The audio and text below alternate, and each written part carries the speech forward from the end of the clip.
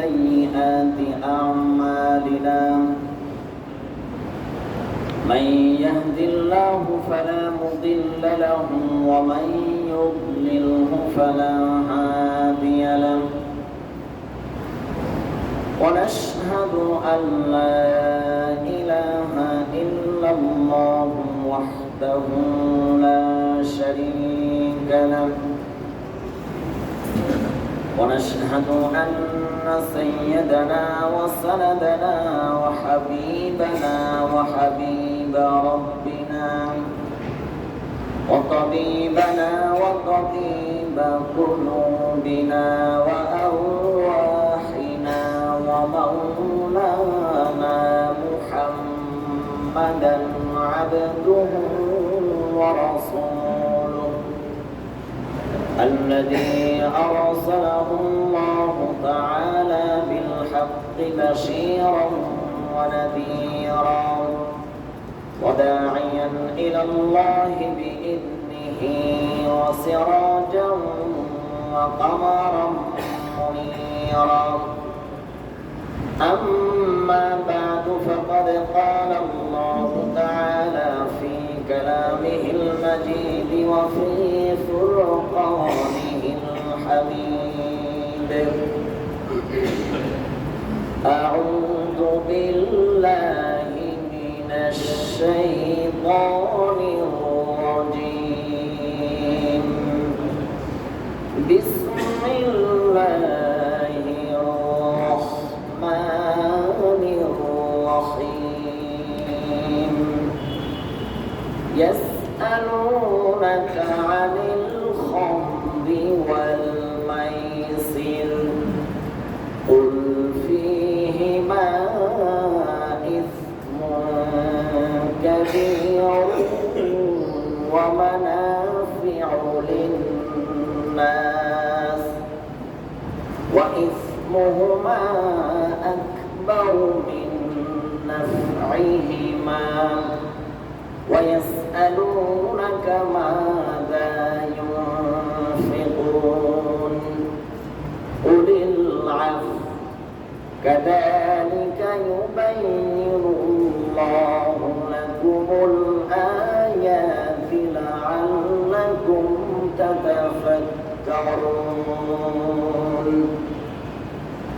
صدق الله العظيم وصدق رسوله النبي الكريم ونحن على ذلك لمن الشاهدين والشاكرين والحمد لله رب العالمين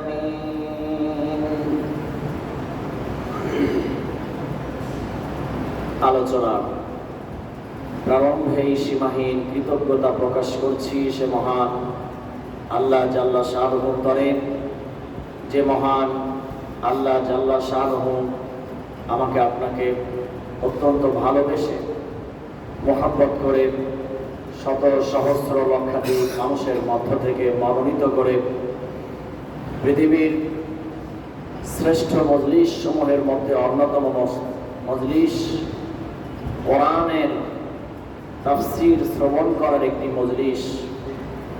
পৃথিবীতে যত দামি মজলিস আছে তার মধ্যে অন্যতম দামি মজলিস হচ্ছে কোরআন এবং সুন্নাহর আলোচনা যেই মজলিসের মধ্যে করা হয় সেই মজলিসটা আল্লাহ আল্লাহ রসুলের কাছে অত্যন্ত দামি বলে গণ্য হয়। হাদিস শরীফের মধ্যে এসেছে আল্লাহর নবী ফরমান, যখন কোনো এলাকায় কোনো জায়গায় আল্লাহর কিছু বান্দা সমবেত হয়ে আল্লাহ রাব্বুল আলামিনের কালাম নিয়ে আলোচনা করে, আল্লাহ রাব্বুল আলামিনের স্তুতি বর্ণনা করে, তার প্রশংসা বর্ণনা করে, আল্লাহ রাব্বুল আলামিন তখন তার কাছে যে স্পেশাল গ্রুপ আছে ফেরেশতাদের, তাদের কাছে এই সমস্ত বান্দাদের প্রশংসা শুরু করে দেন। কত বড় মর্যাদা, কত বড় তাৎপর্য, কত গুরুত্বপূর্ণ একটি বিষয় হলে আল্লাহ রাব্বুল আলামিনের কাছে কতটা প্রিয় হলে আল্লাহ রাব্বুল আলামিন সেই বান্দার আলোচনা ফেরেশতাদের মজলিসে করতে পারেন, তার কাছে থাকে। দুনিয়ার দৃষ্টিতে আমাদের তেমন কোনো ভ্যালু থাকুক আর না থাকুক, আমাদের বুঝে আসুক আর না আসুক, আমাদের ঈমান রাখতে হবে কথার উপরে। আমি যেহেতু ঈমানদার, এই ঈমানের বদৌলতে যারা ঈমান নেই 100%, আমি তাদের থেকে আল্লাহ রাব্বুল আলামিন যদি আমাকে ঈমানের উপর অটল রাখেন এবং এই ঈমান নিয়ে যদি আমি কবরে যেতে পারি, তাহলে অবশ্যই আমি তাদের থেকে জিতে যাব, তাদের থেকে অবশ্যই আমি সফল কাম হব, এতে কোনো সন্দেহ নেই। পৃথিবীর বুকে সব থেকে নিকৃষ্ট মানুষ হচ্ছে ওই মানুষ যে মানুষ আল্লাহকে বিশ্বাস করে না। এক কথায় যদি প্রকাশ করি তাহলে বলতে পারি আমরা নাস্তিক। যে ব্যক্তি আল্লাহকেই স্বীকার করে না, আল্লাহর নিয়ামত ভোগ করে আল্লাহকে যে ব্যক্তি অস্বীকার করে, যে ব্যক্তি আল্লাহ রাব্বুল আলামিনের কৃতজ্ঞতা প্রকাশ করে না, কৃতজ্ঞ হয়, তার থেকে নিকৃষ্ট বান্দা এই পৃথিবীতে আর কেউ হতে পারে না। এটা আমার কথা নয়, কোরআনে কারীমের 30 নম্বর পারার মধ্যে সূরাতুল বাইয়িনার মধ্যে এসেছে, ইন্নাল্লাযীনা কাফারু মিন আহলিল কিতাবি ওয়াল মুশরিকিন। আল্লাহ রাব্বুল আলামিন বলে দিয়েছেন, যারা কাফের, কুফরির মধ্যে যারা লিপ্ত হয়েছে এবং এই কুফরি নিয়েই যারা মৃত্যুবরণ করেছে, উলাইকা হুম শাররুল বারিয়া। আল্লাহ রাব্বুল আলামিন বলেন পৃথিবীর মধ্যে সব থেকে নিকৃষ্ট ব্যক্তি হচ্ছে তারা। এখান থেকে একটি সূত্র আপনাদের কাছে বের করে দেই, আশা করি তাহলে আপনাদের কনসেপ্টটা ক্লিয়ার হয়ে যাবে। এই পৃথিবীতে এক শ্রেণীর মানুষ আমরা আছি যারা মানবতার স্লোগান দেই। মানবতার স্লোগান দেওয়ার ক্ষেত্রে যারা খুব পারদর্শী, তাদের একটা কমন স্লোগান আছে, সবার উপর মানুষ সত্য, তার উপরে নাই। শুনেছেন আপনার এই ধরনের স্লোগান? স্লোগানটা কিন্তু শুনতে ভালোই মনে হয় যখন বলে, এবং যেমন তেমন বুদ্ধি দিয়ে মেধা দিয়ে এই স্লোগানের মধ্যে কি আছে, এই স্লোগান বিশ্বাস করলে কি হবে, রেজাল্ট পরিণতিটা কি হবে, ঈমান আমলের অবস্থাটা কি হবে, এ বিষয়টি আঁচ করতে পারে খুব কম সংখ্যক লোক। যদি ভেঙে দেই তাহলে হয়তো আপনার একটু বুঝে আসবে। আর যদি সাধারণত আপনার কাছে আপনার কর্ণকুহরে যদি এই বার্তা শোনানো হয়, সবার উপরে মানুষ সত্য, তার উপরে কিছু নেই, এই কথার প্যাঁচ যেমন তেমন মুসলমানের, সাদামাটা মুসলমানের, সরল মুসলমানের অনেকেই আছে যাদের বুঝে আসবে না।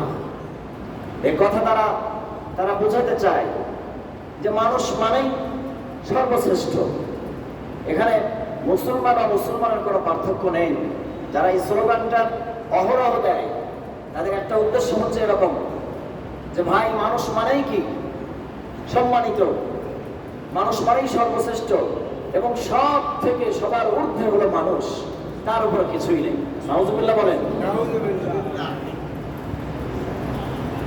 তাদের গণহারে তারা ঢালাও ভাবে যে বিষয়টি সাব্যস্ত করতে চায় সেটি হচ্ছে মানুষ মানেই সবার শ্রেষ্ঠ, মানুষের উপরে আর কিছু নেই। তারও যে ব্যক্তি এই স্লোগান দিচ্ছে, তারও যদি কোনো ব্যক্তিগত মতের বা তার দলের মতাদর্শের বিপরীত কোনো মতাদর্শের লোক যদি তার সম্মুখীন হয়, সেই ব্যক্তিটা কিন্তু তার সামনে আর কি থাকে না, সবার উপরে মানুষ সত্য, সেই ব্যক্তিটা কিন্তু আর সত্য থাকে না। আমার কথা কি বুঝে আসতেছে আপনাদের? ওই ব্যক্তিটার সামনেই, অথচ সেই ব্যক্তিটাই কিন্তু এই স্লোগান দিচ্ছে সবার উপরে মানুষ সত্য, তার উপরে কিছু নেই। এই স্লোগানটি যদি বিশ্বাস করে ঢালাও ভাবে, সমস্যা কোথায়? সমস্যা হলো একজন কাফেরও সে ব্যক্তি কি সবার উপরে সত্য হয়ে যাবে? সবার উপরে সত্য বলে ভালোর দিকে ইঙ্গিত করা হচ্ছে। সবার উপরে সত্য হচ্ছেন আল্লাহ। একটু সমস্যার অন্তর থেকে, হৃদয়ের গভীর থেকে স্বতঃস্ফূর্ত কণ্ঠে আওয়াজ দিয়ে বলি, সবার উপরে সত্য কে? আল্লাহ। তারপরে যদি সত্য থাকে তাহলে কোন শ্রেণী? আম্বিয়া আলাইহিমুস সালাম। তারপরে যদি সত্য বলতে কিছু থাকে, সাহাবায়ে কেরাম, তাবেঈন, তাবে তাবেঈন, আইম্মায়ে মুজতাহিদিন, সালফে সালেহিন, উলামায়ে মুতাকাদ্দিমিন মুতাআখিরিন এবং বর্তমান প্রেক্ষাপটে সর্বশেষ প্রজন্ম রাসূলুল্লাহ সাল্লাল্লাহু আলাইহি ওয়াসাল্লামের হাদিস অনুযায়ী বলা যায়, আল উলামা ওয়ারাসাতুল আম্বিয়া। উলামায়ে কেরাম হচ্ছেন সেই সত্যের যত স্তর আছে বর্তমান পৃথিবীতে, ওজন দিলে পরে সব থেকে বেশি যে ওজনটা হবে সেটি হচ্ছে উলামায়ে কেরামের সত্যতার, সততার সব থেকে বেশি পরিমাণ ওজন হবে। আকীদাকে এইভাবে স্কেল বাই স্কেল আমাকে আপনাকে সাজাতে হবে এবং বিশ্বাস রাখতে হবে। ঢালাও ভাবে যদি আমরা এই কথা স্বীকার করে নেই, সবার উপরে মানুষ সত্য, তাতে কাফের হোক আর মুসলমান হোক, সবাইকে আমরা এই রেসপেক্ট দিতে পারি না, এই সম্মান দিতে পারি না। একটা হচ্ছে সম্মান জানাতে পারি, কথা বুঝেন, আর একটা হচ্ছে অন্তরের মধ্যে সেই সম্মান রাখা, সেই ভক্তি রাখা। একজন ইমানদার যে সম্মান, কোরআনে কারিমে আল্লাহ বলছেন যে কাফের যে আল্লাহকে বিশ্বাস করে না সে সর্বনিকৃষ্ট ব্যক্তি। তাহলে আমার বিশ্বাস যদি আমার এরকম থাকে যে না এই ব্যক্তি সর্বশ্রেষ্ঠ, তাহলে কি আল্লাহ রাব্বুল আলামিনের কালামের অনুকূলে বিশ্বাসটা হলো না প্রতিকূলে চলে গেল? প্রতিকূলে চলে গেল। আল্লাহ বলছেন যারা কাফের তারা সর্বনিকৃষ্ট ব্যক্তি। যে নাস্তিক, যে আল্লাহকে স্বীকার করে না, তার থেকে নিকৃষ্ট ব্যক্তি পৃথিবীতে আর কেউ থাকতে পারে না। যে আল্লাহ রাব্বুল আলামিনের যে দর্শন, আল্লাহর কালামের যে দর্শন, কালাম যেটা বোঝাচ্ছে, আল্লাহ রাব্বুল আলামিন বক্তব্য দিয়ে যেটা বোঝাচ্ছেন, আমার আকীদা সেই বক্তব্যের সাথে মিল থাকার প্রয়োজন আছে না নাই? যদি মিল না থাকে তাহলে ঈমান থাকবে না চলে যাবে? ঈমান চলে যাবে। সুতরাং এটি একটি কুফরি মতবাদ। ঢালাও ভাবে একজন মুমিন নিশ্চিন্তে কথা বলতে পারে না সবার উপরে মানুষ সত্য, তার উপরে কোনো কিছু নেই, এই কথা বলতে পারে না একজন মুমিন। হুঁশ থাকতে বলতে পারে না। যদি কোনো সময় বলেও ফেলি, আল্লাহ রাব্বুল আলামিনের কাছে তওবা করে নেই, আল্লাহ যা বলেছি মাফ করে দেন, আপনি না বুঝে বলে ফেলেছি, আজকে থেকে তওবা করলাম, আজকে থেকে এটা আর হবে না। পারবেন তো ইনশাআল্লাহ? হয়তো অনেকের মতো ভুল হয়েও যেতে পারে। কাফের বেঈমান মুশরিকদেরকে আমরা সম্মান জানাবো কিনা? হ্যাঁ, সম্মান জানাতে হবে। মানুষ হিসেবে একটি সম্মান আছে। সৃষ্টির সেরা জীব, দৈহিক কাঠামোর দিক থেকে সর্বশ্রেষ্ঠ সৃষ্টি হচ্ছে মানুষ। আল্লাহ রাব্বুল আলামিন বলেছেন আমি মানুষকে সম্মানিত করেছি, আদম সন্তানকে সম্মানিত করেছি। এই দৃষ্টিকোণ থেকে সবাই সম্মানিত। মানুষ হিসেবে তার একটা মর্যাদা আছে, সে কাফের হোক আর বেঈমান হোক আর মুসলিম হোক আর অমুসলমান হোক, মানুষ হিসেবে সে একটা সম্মান পাবে। কিন্তু যদি নিকৃষ্ট কাতার যদি হয়, সে বিশ্বাস আমার রাখতে হবে কাফের বেঈমান মুশরিকদের সাথে, অমুসলিমদের সাথে ভালো ব্যবহার করবো কেন? ইসলামে কিন্তু খারাপ ব্যবহার করার কোন মূলনীতি আমি আর আপনি খুঁজে পাবো না। একজন অমুসলমান কাফের, আল্লাহকে বিশ্বাস করে না, স্বীকার করে না, তার সঙ্গেও আমার আপনার জন্য ইসলাম কি দিক নির্দেশনা দিয়েছে? সে কাফের, সে পৃথিবীর নিকৃষ্ট জীব, প্রাণী, এই জন্য তাকে যেখানে সেখানে পাইলে পরেই হত্যা করে ফেলবে, এই ধরনের দিক নির্দেশনা রয়েছে, নাকি তার সাথে সদাচরণ করার নির্দেশনা রয়েছে? সদাচরণ করার নির্দেশ রয়েছে। কেন? এর মহত্বটা কি, এর রহস্যটা কি? সদাচরণ করার যতগুলি লক্ষ্য আছে তার মধ্যে সর্বশ্রেষ্ঠ লক্ষ্য হচ্ছে তার সাথে ইসলামের অনুপম আদর্শ দেখিয়ে তাকে চিরকাল জাহান্নামীবাসী হওয়া থেকে বাঁচানোর একটা মৌলিক উদ্দেশ্য। এই জন্য তার সঙ্গে ভালো আচরণ করা, যাতে করে সে মুসলমানদের আদর্শ দেখে, ইসলামের আদর্শ দেখে, আল্লাহ আল্লাহ রসুলের দৃষ্টিভঙ্গির আশ্চর্যান্বিত দেখে সে যাতে ইসলামের দিকে আকৃষ্ট হয়, এই জন্য ইসলাম মুসলমানদেরকে নির্দেশ দিয়েছে তাদের সঙ্গে ভালো ব্যবহার করা। লাভ হচ্ছে এইটা, স্বার্থ হচ্ছে এইটা, কিন্তু বিশ্বাস এটা নয় যে এই ব্যক্তি সবার উপরে সত্য। আমি কি কথাটা ক্লিয়ার করতে পারলাম? বিশ্বাস আমার ভিতরে যেটা আছে সেটা হচ্ছে একজন ব্যক্তি যখন আল্লাহকে স্বীকার করে না, সে সর্বনিকৃষ্ট ব্যক্তি, সে জাহান্নামের কীট, সে চিরকালের জন্য জাহান্নামে যাবে। তার প্রতি আমার একটা দরদ আছে, আমার একটা মায়া আছে। কোন হিসেবে? কারণ সে মারা গেলেই কোথায় যাবে ভাই? চিরকালের জন্য জাহান্নামে যাবে। আমার যে মুসলমান ভাই আছে, নামাজ এক ওয়াক্ত পড়ে আর এক ওয়াক্ত পড়ে না, সপ্তাহে একদিন নামাজ পড়ে, বছরে একদিন নামাজ পড়ে, ঈমান এনেছে, মাঝে মধ্যে দান সদকা করে, যত ফরজ ওয়াজিব নামাজ ছেড়ে দিয়েছে, এর জন্য পানিশমেন্ট হবে, শাস্তি যোগ্য যত অপরাধ করেছে সে শাস্তি সে পাবে, অপরাধের সাজা সে ভোগ করবে। ঈমান নামক দৌলত থাকার কারণে বিন্দু পরিমাণ ঈমানও যদি থাকে, সরিষার দানা পরিমাণও, রাসূল বলেছেন অতটুকুর সম্মান আল্লাহ রাব্বুল আলামিন রাখবেন, ততটুকুর বিনিময়েও তাকে আল্লাহ রাব্বুল আলামিন এই 10 দুনিয়া সমান একটি জান্নাত দান করবেন। সুবহানাল্লাহ। কিন্তু যার মধ্যে সরিষার দানা পরিমাণের ঈমান নেই, সে কি আর জান্নাতে যেতে পারবে? এই জন্য তার প্রতি আমার মায়া। একজন বিজ্ঞ ডাক্তারের চিকিৎসকের কর্তব্য কি? একজন রোগী গিয়েছে, আমার একটু কেটে গিয়েছে, অল্প একটু, কোনো রকম রক্ত ক্ষরণ হচ্ছে, আমি কাপড় দিয়ে একটা ন্যাকড়া দিয়ে পেঁচায় নিয়েছি। আর একজনের ঠ্যাং এমন কাটা কাটছে, বা হাতটা এমন কাটা কাটছে, বা বুকের উপর দিয়ে গাড়ি চলে গিয়েছে, এত মারাত্মক অবস্থা যে যায় অবস্থা। এখন দুই রোগী যখন যাবে, তখন একজন বিজ্ঞ ডক্টরের কর্তব্য কি হবে? যেটা সাদামাটা অসুস্থ এইটার দিকে আকৃষ্ট সে আগে হবে, নাকি যেটা মরা খেলতেছে সেটার দিকে আগে যাবে?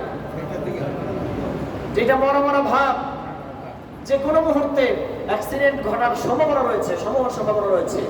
একজন বিজ্ঞ চিকিৎসকের কর্তব্য হবে ওই ইমার্জেন্সি যে রোগীটা আছে, যে রোগীর যায় অবস্থা, মারা যাওয়া অবস্থা, মৃত্যু প্রায় অবস্থায় যে ব্যক্তিটা আছে, তাকে আগে দেখা কর্তব্য। কারণ সে মৃত্যুর মুখোমুখি অবস্থান করছে। ঠিক তদ্রূপ ভাবে আপনার সামনে দুইজন ব্যক্তি আছে। একজন ব্যক্তি মারা গেলেই শাস্তি পাবে, কিন্তু জান্নাতে এক সময় যাবে। আর একজন ব্যক্তি মারা গেলে পরেই চিরজীবনের জন্য কোথায় চলে যাবে? জাহান্নামে চলে যাবে। রাসূল কারীম সাল্লাল্লাহু আলাইহি সাল্লাম আফসোস করেছেন, ইহুদির লাশ যখন যাচ্ছিল তখন তিনি আফসোস করেছেন, আহা, আমার জীবদ্দশায়, আমার থাকা অবস্থায় আমার সামনে একজন ইহুদি চিরকালের জন্য জাহান্নামবাসী হয়ে গেল। দরদ ছিল, মায়া ছিল, ভালোবাসা ছিল, কেন? চিরকালের জন্য জাহান্নামবাসী হয়ে যাচ্ছে। কাজেই সেই রকম মায়া, আমরা যেহেতু রাসূলুল্লাহর উম্মত বলে দাবি করি, সেই দরদ, সেই ভালোবাসা, সেই প্রেম, সেই সৌহার্দ্য, সেটাও আমার আপনার মধ্যে থাকতে হবে কি হবে না? দুই সাবজেক্ট। দুই সাবজেক্ট। একটা হচ্ছে পৃথিবীর মধ্যে সব থেকে নিকৃষ্ট জাতিকে, যারা আল্লাহকে অস্বীকার করে, যারা আল্লাহকে স্বীকার করে না, তারা হচ্ছে পৃথিবীর মধ্যে সব থেকে নিকৃষ্ট প্রাণী।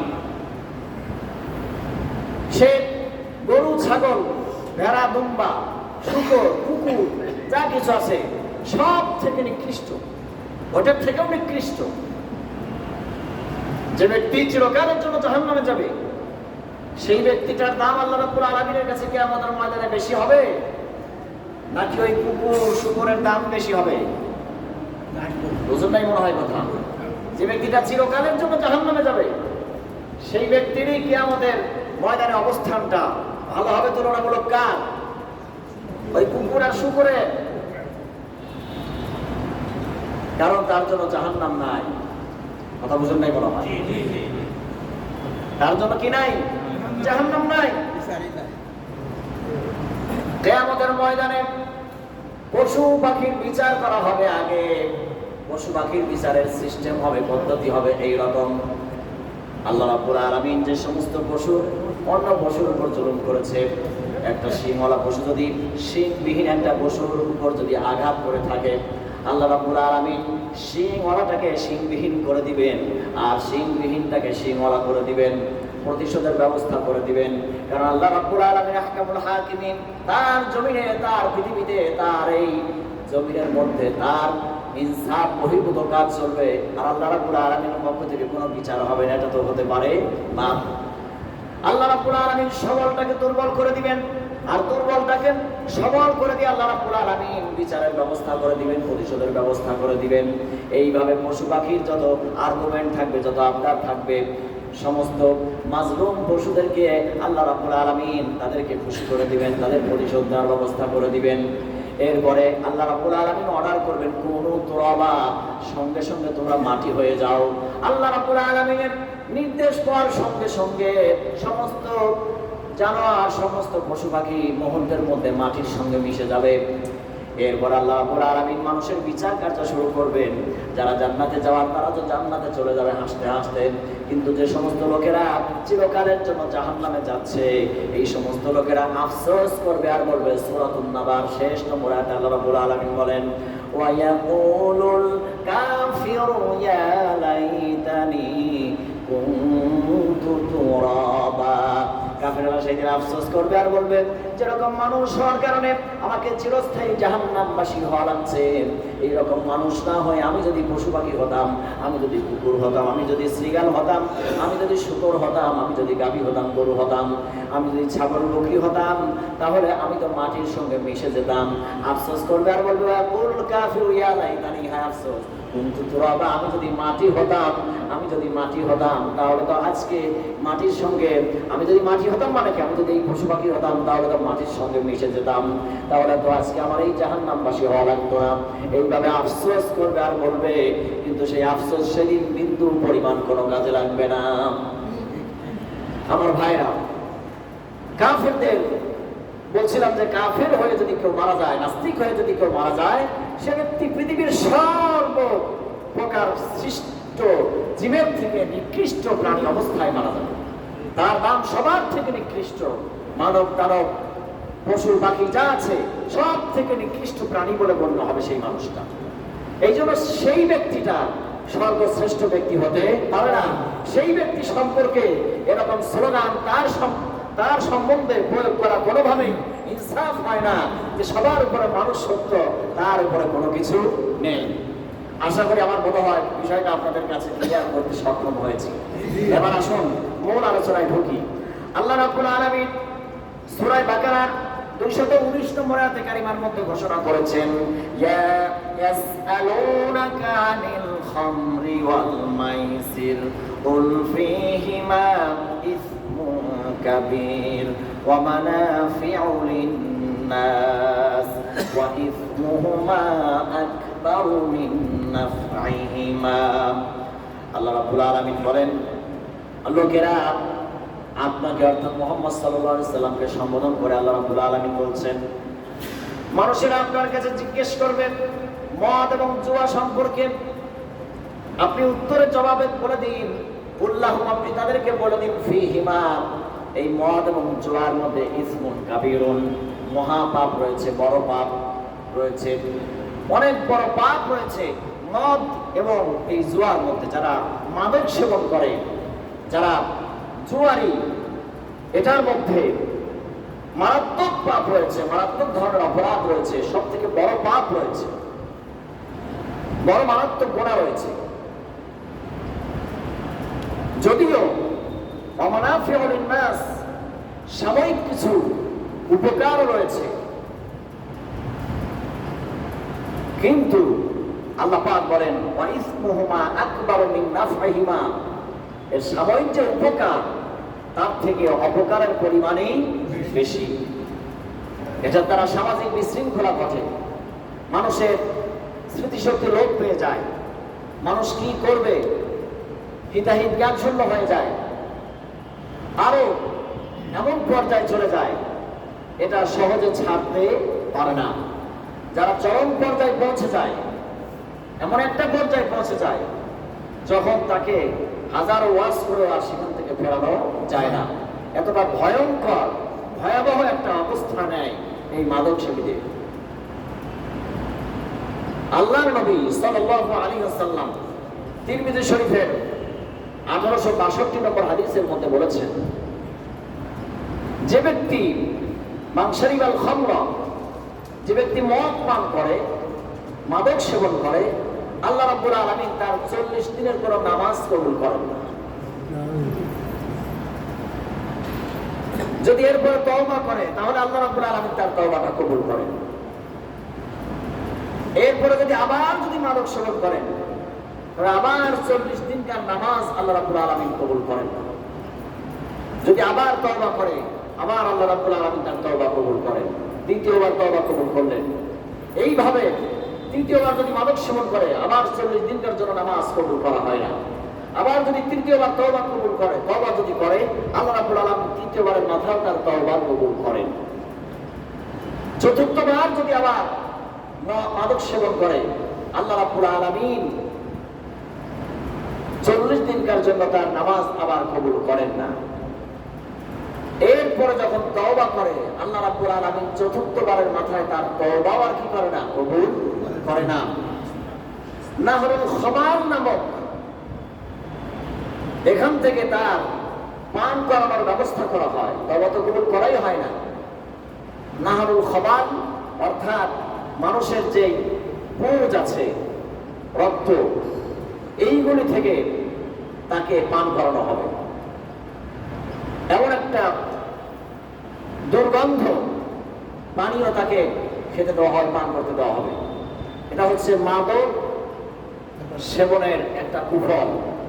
আখিরাতের দৃষ্টিকোণ থেকে বললাম, আর দুনিয়ার দৃষ্টিকোণ থেকে তো আমরা অহরহ দেখছি অবস্থাটা কি। মাদক এটা এমনই একটি সাবজেক্ট ইসলামের, যেটা প্রথম থেকেই ডাইরেক্ট আল্লাহ রাব্বুল আলামিন নিষেধ করে দেন নাই। এটা আল্লাহ রাব্বুল আলামিন পর্যায়ক্রমে এটাকে কঠোরভাবে একবারে নিষেধ করেন নাই, কয়েকবার পর্যায়ে কয়েকবার যাওয়ার পরে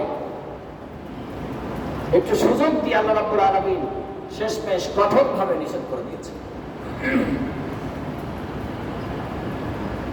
এই যে আল্লাহ রাব্বুল আলামিন বলেছেন এর মধ্যে মহাপাপ রয়েছে, এই উভয়টার মধ্যে মদ এবং জুয়া। জুয়ার মধ্যে দেখেন মানুষ টাকা পয়সা দেউলিয়া হয়ে যায়। কতজন নিজের স্ত্রী পর্যন্ত রেখে দেয় জুয়ার মালটানে পড়ে। শুনেছেন কিনা আপনারা জানি না। গল্পটা কিন্তু একেবারে ওই জুয়ারিদের ক্ষেত্রে একেবারে অস্বাভাবিক নয়। সাময়িক উপকার হতে পারে, যে ব্যক্তি জিতলো তার কষ্ট সাধ্য ছাড়াই মুহূর্তের মধ্যে অনেক কোটি টাকা পয়সা কি অর্জন হয়ে যেতে পারে, কিন্তু এটা হলো সাময়িক লাভ, সাময়িক উপকারিতা। কিন্তু এর বিপরীত মারাত্মক ক্ষতি রয়েছে। আল্লাহ পাক বলেছিলেন যে কিছু উপকারিতা রয়েছে। কোন কোন সাহাবায়ে কেরাম এই আয়াত শোনার পরেও বলেছে যেহেতু কিছু উপকার আছে, এই কিছু উপকারটা মিস্টেক হবে কেন, এটা একটু হাসিল করি, এটা একটু লাভ করি, এই ধারণা নিয়ে তারা মদ সেবন করল। পরবর্তীতে একজন নামাজে দাঁড়িয়ে সূরা কাফিরুন, আমরা সূরা কাফিরুন যারা জানি, সুস্থ মস্তিষ্কে স্বাভাবিক অবস্থায় তাই অনেক সময় কি যায়, প্যাঁচ লেগে যায় কি যায় না, অনেক সময় প্যাঁচ লেগে যায়। আর এক তো মাদক সেবন করেছে, তারপরে গিয়েছে নামাজে দাঁড়িয়ে, তারপরে তো মনে করেন আরো ভন ভন ভন ভন করে ঘুরতেছে সূরা কাফিরুনের মধ্যে। বুঝেন না এই কথা? এরপর আল্লাহ রাব্বুল আলামিন বলে দিয়েছেন সূরা মাইদার 90 নম্বর আয়াত, যে মাদক সেবন অবস্থায় কি করা যাবে না, নামাজের কাছে আর যাওয়া যাবে না। আল্লাহ রাব্বুল আলামিন বলেছেন রিজসুম মিন আমালিশ শাইতান, এটা একটা শয়তানি কর্মকাণ্ড। ফাজতানিবুহু, সুতরাং যদি সফলকাম হতে চাও তাহলে এটাকে ছেড়ে দাও, এটাকে চিরদিনের জন্য ছেড়ে দাও। নিজের পরিবার পরিজন যারা আছে সবাইকে এটা থেকে বাঁচাতে হবে। আল্লাহ রাব্বুল আলামিন এইভাবে নিষেধ করে দিলেন। সুতরাং আমাকে আপনাকে শুধু নিজে বাঁচতে হবে না, আমার আপনার পরিবার টুকরা সন্তান সন্ততি যারা আছে, কেউ যেন এই মাদকের ছোবলে, ভয়াবহ এই ছোবলে যেন না পতিত হয়, মাদকের এই কোরআন গ্রাসে যেমন পতিত না হয়, সেই ব্যাপারে আমাকে আপনাকে খুব সতর্কতার দৃষ্টি রাখতে হবে। নিজেরা তো বাঁচবই, এবং আমার আহার পরিবার পরিজন যারা আছে, বিশেষ করে যুবক যে সমস্ত আছে, একসময় আমরা মনে করতাম যে যুবক ছেলেরাই মনে হয় শুধু মাদক সেবী। ব্যাপারটা কিন্তু শুধু যুবক শ্রেণীদের মধ্যেই সীমাবদ্ধ নেই। অত্যন্ত পরিতাপের সাথে হলেও বলতে হচ্ছে, এটা কিন্তু যুবতীদের মধ্যেও ছয়লাভ ঘটে গিয়েছে। যুবতীদের মধ্যেও মাদকের প্রবণতা বেড়ে চলেছে। যারা বড় বড় শিক্ষিত মেয়ে, এই বড় বড় শিক্ষিত ছেলে এবং শিক্ষিত মেয়েরা এই অপরাধে জড়িত। আমার ভাইরা, কিয়ামতের যতগুলি আলামত আছে, তিরমিজি শরীফ হাদিস নম্বর 2211, 2211 নম্বর হাদিসের মধ্যে এসেছে, কিয়ামতের একটা আলামত হলো ধর্ম বিবর্জিত শিক্ষার প্রচলন ঘটবে। ধর্ম বিবর্জিত শিক্ষা, মানুষ শিক্ষার্জন করবে দুনিয়া অর্জনের উদ্দেশ্যে, আখিরাত অর্জনের উদ্দেশ্যে কোনো শিক্ষা লাভ করবে না। ধর্ম বিবর্জিত শিক্ষার প্রচলন ঘটবে। এই হাদিসের মধ্যে বলা হয়েছে, মানুষ যাকাত দেওয়াকে জরিমানা মনে করবে। এরপরে গনিমতের সম্পদকে নিজের মাল মনে করবে, নিজের সম্পদ মনে করবে। এই সমস্ত কয়েকটি আলামত বলার পরে এগুলির রেজাল্ট স্বরূপ যে কথাটা বলা হয়েছে, সেই রেজাল্টের মধ্যে এইটাও আছে যে বিভিন্ন রকম বালা মুসিবত হবে। সেই বালা মুসিবতের মধ্যে একটা বালা মুসিবতের কথা এটাও উল্লেখ করা হয়েছে, লু হাওয়া প্রবাহিত হতে থাকবে, গরম বাতাস, যেটা আমরা দেখতেছি এখন। এ ধরনের বালা মুসিবতের সংখ্যা আমার ছোট্ট গবেষণা মতে ক্রমশ বেড়েই চলবে। গড় হিসেবে এগুলি আমাদের এখন কপালে বেশি জুটবে না কম জুটবে? বেশি জুটবে। এবং এটার থেকে আমরা নেককার যদিও থাকি, তারাও রেহাই পাবো না। 100 জন ভালো বান্দার মধ্যে যদি কোনো খারাপ বান্দা থাকে, সেই 100 জন ভালো বান্দা যে নিয়ামত ভোগ করবে, ওই খারাপ বান্দাটাও সেই নিয়ামত ভোগ করবে। আর 100 জন খারাপ বান্দার মধ্যে যখন কোনো ভালো বান্দা থাকবে, ওর উপর যে গজব আসবে, সেই ভালো বান্দাটাকেও সেই গজব নিতে হবে। এটাই হচ্ছে সূত্র। আমার তো দোয়া করতে ভয় করে, কারণ গাছের গোড়া কেটে সারা জীবন ধরে যদি পানি দেয়, ওই গাছ তো সজীব হবে না। আমার গবেষণা মতে লাখো লাখো মানুষের উপর যাকাত খরচ হয়ে আছে, যাকাত দেওয়ার মানসিকতাই পোষণ করে না। হিসেব করে যাকাত দেওয়া তো দূরে থাক, যাকাত দেওয়াকে জরিমানা মনে করে, যাকাত দেয় না। একটা অপরাধের কথা আমি বলছি, এটা একটা বড় ধরনের একটা শরীয়তের 5টা স্তম্ভের একটা স্তম্ভ যাকাত, নামাজের মতো ফরজ, সেটাকে মানুষ জরিমানা স্বরূপ মনে করে। আমরা বলি, হুজুর কি দোয়া করেন? হুজুররা হলো আমার কাছে মনে হয় সাইকেলের একটা ব্রেক স্বরূপ। আর এর বিপরীত যে জনগোষ্ঠী আছে, সেটা হচ্ছে ট্রাক বা বড় ধরনের যে গাড়ি আছে, এসপি যে গাড়ি আছে, সেই গতিতে চলছে মানুষ। আর আমার মতো এরকম মৌলভী সাহেবের যে সংখ্যা, সেগুলোর গতি হচ্ছে একটা বাইসাইকেলের মতো। এখন আপনারা বলেন, এই বাইসাইকেলের ব্রেক শো দিয়ে অত বড় গতি কি থামানো সম্ভব? কয়েকজন মানুষ দোয়া করে কি করবে? এরপরে যদি আল্লাহ শোনেন, তাহলে বুঝতে হবে আল্লাহ রাব্বুল আলামিন আমাদেরকে বোনাস দিয়েছেন, আসলে পাওনা না। যে নিয়ামতগুলি পাচ্ছি, আমার কাছে মনে হয় এটা আমরা পাওনা না। আল্লাহ রাব্বুল আলামিন নিজের থেকে একবার নিজ অনুগ্রহ হয়ে আমাদেরকে দান করছেন, সেগুলো আমরা ভোগ করছি।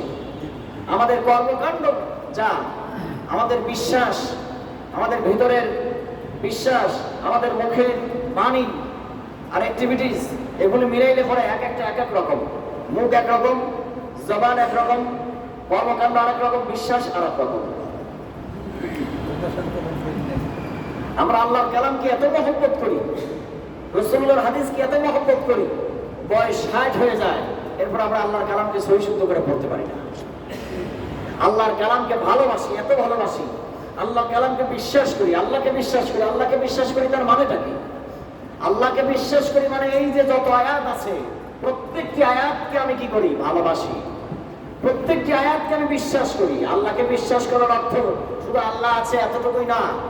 আল্লাহর যত কালামের যত কথা আছে, প্রত্যেকটি কথাকে বিশ্বাস করলে পরে আল্লাহর প্রতি ঈমান আনা সহি হয়। দুইটা কথা বিশ্বাস করলে পরে আল্লাহর উপরে ঈমান আনা কি হয় না? সহি হয় না। ওই ঈমান দিয়ে জান্নাতে যাওয়া যাবে না। ওই ঈমান আনাও যা না আনাও তাই। সবগুলো আয়াত আমি বিশ্বাস করলাম, একটা আয়াত যদি বিশ্বাস না করি, একটা আয়াতের কি অংশ যদি বিশ্বাস না করি, তাহলে আমার এই ঈমান আনাও যা না আনাও তাই। কথা বুঝুন নাই মনে হয়? কোন একটা আয়াতকে অবিশ্বাস করে না। কেউ যদি অভিযোগ তোলে, অভিযোগ বুঝেন তো আল্লাহ কেন এটা দিয়েছেন? একটা হলো অভিযোগের নিয়তে। ইবলিস কিন্তু অভিযোগ করেছিল, আমি কেন সিজদা করব? আল্লাহ রাব্বুল আলামিনের কোন একটা কালাম সম্পর্কে অভিযোগ তুললে পরে রেজাল্ট কি হয়?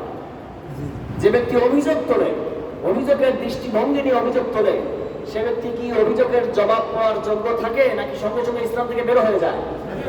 বের হয়ে যায়। সে আর উপযুক্ত কোনো জবাব পাওয়ার অধিকার রাখে না। প্রমাণ শয়তান ইবলিস। কারণ সে অভিযোগ করেছে আল্লাহ রাব্বুল আলামিন আর একটা কথাও বলেন নাই যে তুমি এই জন্য সিজদা করবা, আমি তোমার থেকে এই দিক থেকে ভালো, এই দিক থেকে ভালো, এই গুণে ভালো, সেই গুণে ভালো, তোমার থেকে অনেক মর্যাদাবান, এই জন্য তুমি তাকে কি করবা? আগুন হওয়া সত্ত্বেও তুমি তাকে মাটির এই আদম কি করবা? সিজদা করবা। এরকম ভাবে বুঝাইছেন আল্লাহ রাব্বুল আলামিন। প্রথম যে বাক্যটা আল্লাহ রাব্বুল আলামিন বলেছেন, তুই আগে জান্নাত থেকে বের হ, ফাখরুজ, বের হ। প্রথম শব্দই অভিযোগ তোলার পরের বাক্যই হচ্ছে বের হ। কাজেই ওই যে বের হয়েছে, চিরকালের জন্য বের হয়েছে, আর জীবনে ঢুকতে পারবে না। সূত্র হলো, কেউ যদি আল্লাহ রাব্বুল আলামিনের কালাম সম্পর্কে কেউ যদি আপত্তি তোলে, সে আর উপযুক্ত জবাব পাওয়ার অধিকার রাখে না। সঙ্গে সঙ্গে ইসলাম থেকে কি হয়ে যায়? বের হয়ে যায়। আমরা মুসলমান হিসেবে যাদেরকে চিনি, আমরা হয়তো ডাইরেক্ট কাউকে কাফের বলতে পারতেছি না, ডাইরেক্ট কাউকে মুনাফিক বলতে পারতেছি না, কিন্তু আপনি একটু চিন্তা করলে দেখতে পারবেন, চিন্তা করলে আপনার কাছে এটা ধরা পড়বে। এরকম মুসলমান হিসেবে অনেক আছে যাদের অবস্থাটা খুব করুণ অবস্থা, যাদের অনেক আয়াতের বিধিবিধান সম্পর্কে আপত্তি, যে এই বিধান এই জামানায় চলে না, এই বিধান এই জামানায় প্রয়োগ করলে পরে জামানা পিছিয়ে যাবে, এই আধুনিক জামানা অনেক মান্যতার আমলে চলে যাবে, উন্নতি করা সম্ভব হবে না, এই হুজুরদের মধ্যে শুনলে, এই কোরআনের ব্যবস্থা শুনলে পরে দুনিয়া অনেক পিছিয়ে যাবে, আমরা অনেক পিছিয়ে যাব, আমরা উন্নত দেশে পদার্পণ করার সক্ষমতা হারিয়ে ফেলবো। এ ধরনের চিন্তা যত না যদি থাকে, আপনি একটু গভীরভাবে ডিপলি বলেন তো দেখি, ঈমান থাকে না চলে যায়? কিসের বুদ্ধিজীবী, কিসের কি? যতই আপনি শিক্ষিত হন না কেন, আল্লাহ রাব্বুল আলামিন আপনার ওই শিক্ষাটাকে শিক্ষিত বলে গণ্য করেন নাই। স্পষ্ট বক্তব্য, আপনি সব শিখলেন কিন্তু কোরআন বুঝতে পারলেন না, কোরআন শিখতে পারলেন না। এমন মহব্বত করাই করেন, আল্লাহকে এমন বিশ্বাস করাই করেন যে সারা জীবনে আপনি খুব ভালোবাসেন রাসূলুল্লাহকে, খুব ভালোবাসেন আল্লাহকে, আল্লাহর কথাকে বিশ্বাস করেন, শ্রদ্ধা করেন, সবই করেন, কিন্তু শিখার টাইম পেলেন না। তাহলে মুখ, জবান আর কাজ একরকম হলো না দুই রকম হয়ে গেল? দুই রকম হয়ে গেল। আমার ভাইরা, এই জন্য আল্লাহ রাব্বুল আলামিন বলেছেন মদ হারাম, ইয়া আইয়ুহাল্লাযীনা আমানু ইন্নামাল খামরু ওয়াল মাইসির, হে ঈমানদারেরা, আমি খমর, আমি জুয়া ইত্যাদিকে আমি কি করে দিয়েছি? হারাম ঘোষণা করেছি। এটা থেকে তোমাদের কি থাকতে হবে? বেঁচে থাকতে হবে। আমি যদি আল্লাহকে বিশ্বাস করি, আল্লাহকে যদি মহব্বত করি, তাহলে আমাকে আপনাকে প্রাণান্তকর প্রচেষ্টা চালিয়ে হলেও আমাকে আপনাকে এই বিধান, শুধু এইটা নয়, যতগুলি বিধান আছে প্রত্যেকটি আদেশ নিষেধ পালন করার জন্য আপ্রাণ চেষ্টা চালিয়ে যেতে হবে। যদি ছুটে যায় তার জন্য আফসোস করতে হবে, আল্লাহ রাব্বুল আলামিনের কাছে সঙ্গে সঙ্গে কায়মনোবাক্যে প্রার্থনা করতে হবে, আল্লাহ আপনার এই বিধানটা পালন করার কথা ছিল, আমি পালন করতে ব্যর্থ হয়েছি, আমি পারিনি, আল্লাহ আপনি আমাকে মাফ করে দেন। এটা হচ্ছে একজন মুমিনের বৈশিষ্ট্য। গুনাহ কাফেরও করে, কাফের তো গুনাহ করেই, মুমিনও করে, কিন্তু দুইজনের গুনার মধ্যে ডিফারেন্টটা কোথায়? একজন স্থায়ী থাকে গুনার উপরে, আর মুমিন বান্দা স্থায়ী থাকে না। এটা মুমিনের বৈশিষ্ট্য না। মুমিন লাগাতার গুনাহ করতে পারে না। যারা লাগাতার গুনাহ করতে পারে, একের পর এক গুনাহ করে যায়, ওদের তওবা নসিব হয় না। কোরআনে কারীমের বক্তব্য, ওয়ালাইসাতিত তাওবাতু লিল্লাযীনা ইয়া'মালুনাস সাইয়্যাত হাত্তা ইযা হাদারা আহাদাহুমুল মাউত ক্বালা ইন্নী তুবতুল আন ওয়ালাল্লাযীনা ইয়ামুতুনা ওয়া হুম কুফফার।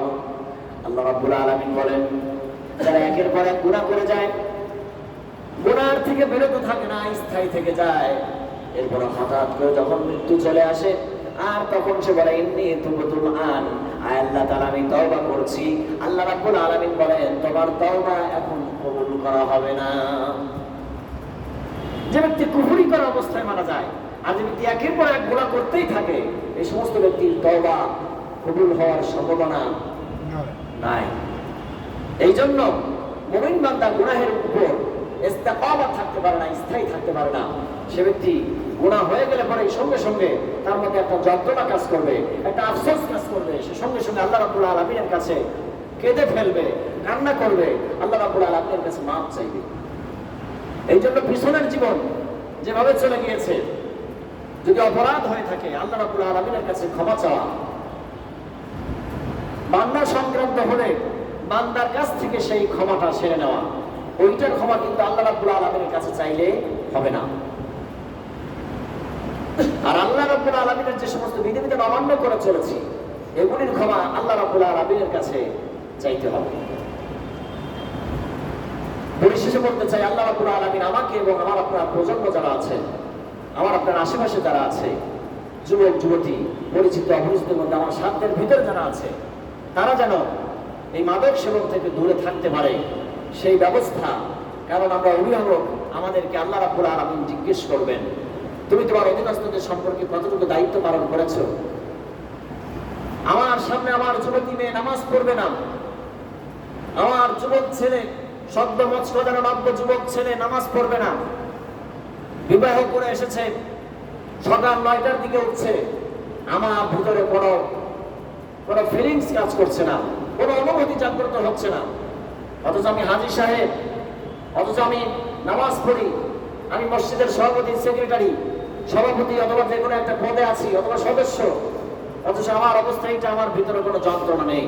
তাহলে বুঝতে হবে যে আপনার এই সমস্ত ইবাদত বোধ হয় আল্লাহ রাব্বুল আলামিন কবুল করছেন না, আপনার হজ বোধ হয় কবুল করেন নাই, আল্লাহ বোধ হয় আপনার ইবাদত কবুল করছেন না।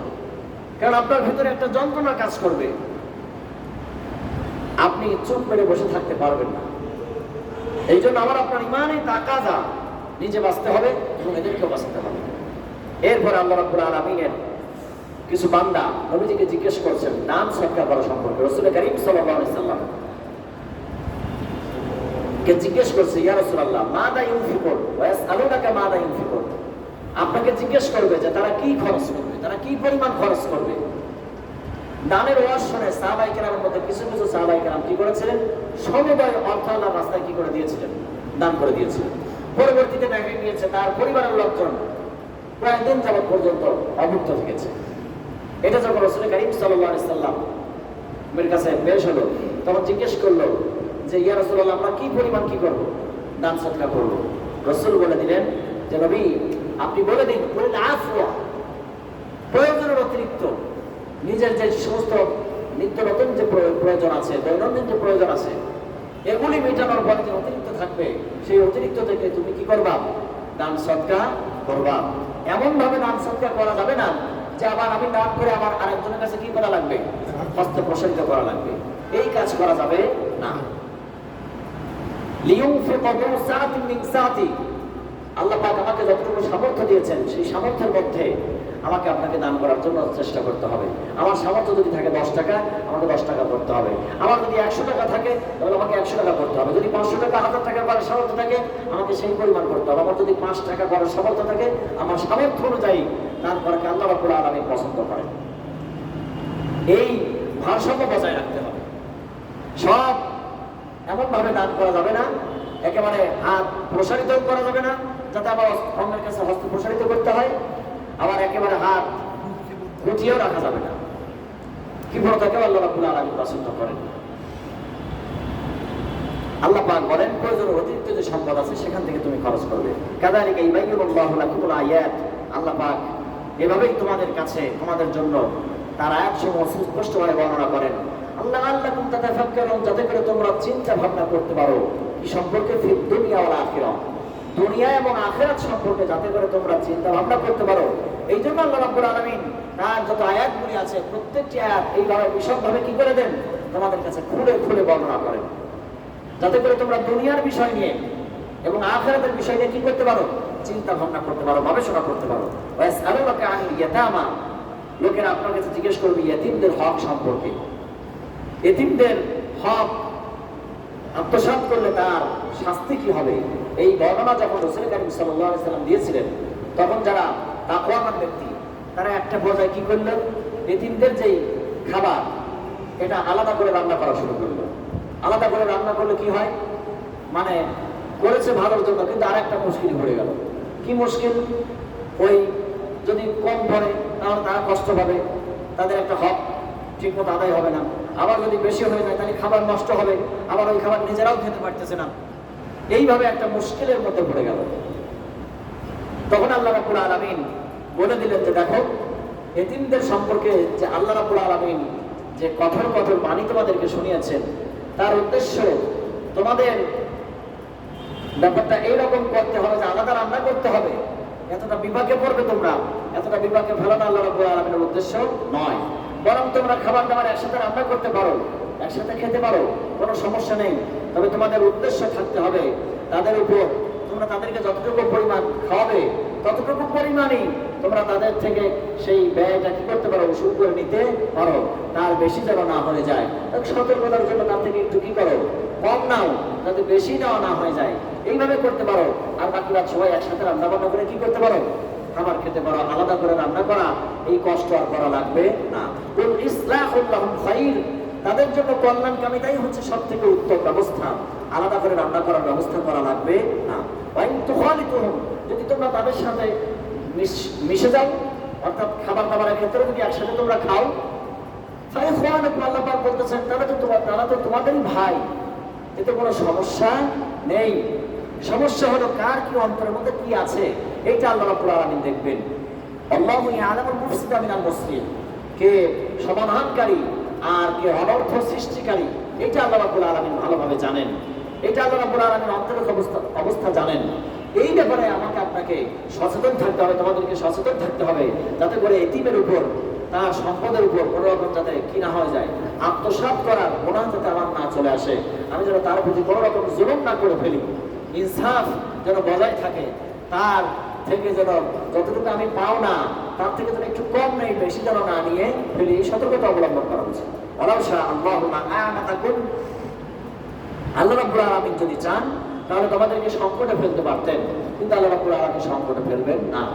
ইন্নাল্লাহা আজিজুন হাকীম, নিশ্চয় আল্লাহ রাব্বুল আলামিন মহাপরাক্রমশালী এবং মহাপ্রজ্ঞাময়।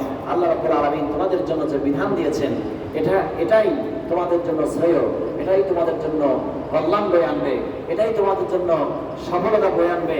এর মধ্যেই তোমাদের ইহকাল এবং পরকাল জীবনের সফলতা নিহিত রয়েছে। যদি তোমরা একটু চিন্তা করো, আখিরাতের বিষয়টা আসলে বোঝা কঠিন, আমল করা কি সহজ। কিন্তু আল্লাহ রাব্বুল আলামিনকে যারা ভয় করে, আল্লাহ রাব্বুল আলামিনের কে যারা আল্লাহ রাব্বুল আলামিনের সাথে যারা ভাব করতে চায়, আল্লাহ পাক তাদের জন্য কি করে দেন, বোঝাটাও সহজ করে দেন। এটা আল্লাহ রাব্বুল আলামিনের নিজাম।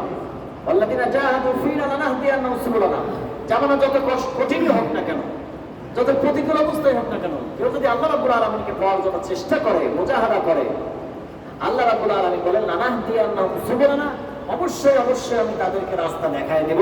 অর্থাৎ তার আমার পর্যন্ত আসার জন্য, আমার সাথে প্রেম নিবেদন করার জন্য, সম্পর্ক তৈরি করার জন্য আমি তার রাস্তাটাকে সহজ করে দিব। সুবহানাল্লাহ। এই জন্য আসুন, আল্লাহ রাব্বুল আলামিনের একটি নয়, আল্লাহ রাব্বুল আলামিনের প্রায় কালামে পাকের মধ্যে প্রায় 500টি আয়াতে কারিমা বিধিবিধান সংক্রান্ত রয়েছে, আদেশ নিষেধ সংক্রান্ত রয়েছে। আর নবীজির হাদিসের মধ্যে রয়েছে প্রায় 3000, সব মিলে আয়াত হাদিস মিলে প্রায় 3500 আয়াত হাদিস। এই প্রত্যেকটি বিধিনিষেধ আমাদের মোসরা মসরি শুরু হয় হলো এখানে এসে, কথা বুঝতে মনে হয়। ওয়াজ নসিহত সম্পর্কে, নসিহতমূলক বইগুলো সম্পর্কে আমাদের অতটা আপত্তি শুরু হয় না। আমাদের শুরু হয় হলো বিধানগত যে সমস্ত আয়াত আছে, হাদিস আছে, সেখানে আমাদের ওড়াপড়া শুরু হয়ে যায়। আল্লাহ বলেছেন হাত কেটে দিতে, এই আইন পাশ করতে আমাদের জন্য কষ্ট শুরু হয়ে যায়। আল্লাহ বলেছেন যে জিনা ব্যভিচার বন্ধ করে দিতে হবে, এটাকে অ্যালাউ করা যাবে না, এটাকে নিষেধ করে দিতে হবে।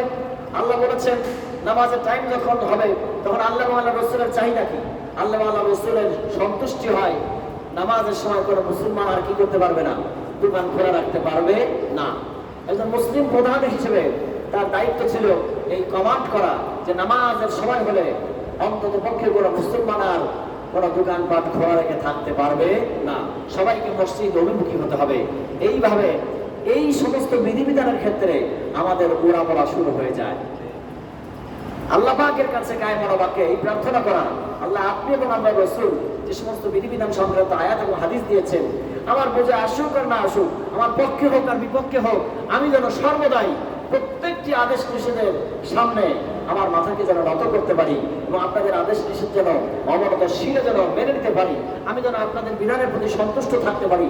আল্লাহ এমন একটি ঈমান আপনি আমাকে আমার জীবন দশায় যতদিন আমি হায়াত থাকে আমার ততদিন পর্যন্ত প্রত্যেকটি আপনার আদেশ নিষেধ আমার মনে না চাইলেও মনে আমি যেন আপনাদের সিদ্ধান্ত উপরে খুশি থাকতে পারি, সন্তুষ্ট থাকতে পারি, মেনে নিতে পারি মন থেকে, এবং আমল করার একটা স্পৃহা যেন আমার জন্য তৈরি হয়ে যায়। আল্লাহ আপনি আমাকে আপনার বিধান মানার জন্য সহজ করে দিন। আমি নিয়ত করার ক্ষমতা রাখি, আমি প্রচেষ্টা চালাতে পারি, কিন্তু তৌফিক দেওয়ার মালিক তো কে? আল্লাহ। এইভাবে আল্লাহ রাব্বুল আলামিনের কাছে চেষ্টা করতে হবে, প্লাস দোয়া করতে হবে। চেষ্টা করতে হবে প্লাস কি? দোয়া করতে হবে। দুই কাজ করতে হবে। চেষ্টার উপরে ভরসা করা যাবে না, চেষ্টা করার দায়িত্ব আমার, তৌফিক দেওয়ালা কে? আল্লাহ। এই জন্য তৌফিক চাইতে হবে আল্লাহ রাব্বুল আলামিনের কাছে, কায়েমুল বাক্যে আল্লাহ রাব্বুল আলামিনের কাছে প্রার্থনা করতে হবে। তাহলে আশা করা যায় আল্লাহ রাব্বুল আলামিন আমাকে আপনাকে এই কঠিন জামানার মধ্যেও জান্নাতের রাস্তা সহজ করে দিবেন। আল্লাহ পাক আমাকে আপনাকে সবাইকে কথাগুলি অনুধাবন করার, হৃদয়ঙ্গম করার এবং সেই অনুযায়ী আমাদের জীবনকে সাজানোর, রাঙানোর তৌফিক দান করেন। ওয়া আলাইনা ইল্লাল বালাগ। আসসালামু আলাইকুম ওয়া রাহমাতুল্লাহি তাআলা ওয়া বারাকাতুহু।